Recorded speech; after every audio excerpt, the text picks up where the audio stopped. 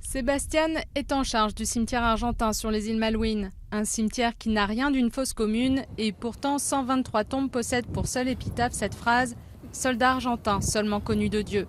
Des corps non identifiés, enterrés juste avec une croix. Beaucoup de soldats n'avaient pas de plaque d'identité. Il y en avait pour tout le monde ou alors elles ont été perdues. Pour les vétérans du centre des anciens combattants de La Plata, ces 123 tombes de non identifiés sont une honte, un manque de reconnaissance de la patrie à ses enfants.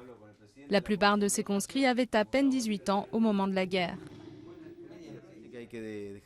Il faut arrêter de laisser tout aux mains de Dieu et que la société commence à prendre en charge ses erreurs.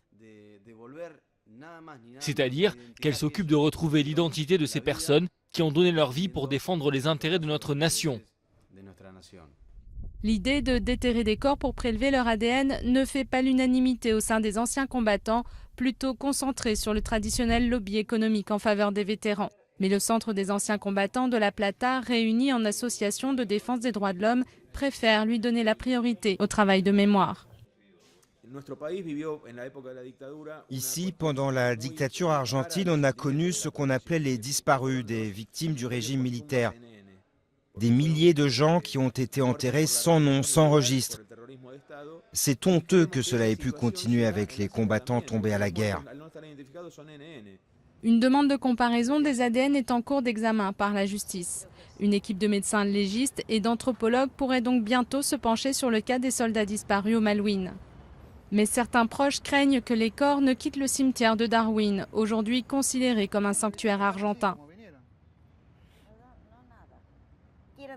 Ils veulent enlever nos morts pour qu'on les oublie et qu'on nous enlève même le droit de regarder nos chères îles Malouines. Pourtant, l'idée fait son chemin et aujourd'hui beaucoup de familles accepteraient sous certaines conditions. Que cela ne devienne pas un argument offert aux Anglais pour rapatrier nos héros, car ils sont enterrés chez eux aux Malouines. Et je dis chez eux car les Malouines sont argentines bien sûr. Il y a 3 ans, 170 personnes se sont déplacées jusqu'à l'archipel pour rendre hommage à leurs enfants morts au combat. Pour la première fois, le cimetière de Darwin, morceau d'Argentine sur un territoire contrôlé par les Britanniques, perdait un peu de son anonymat.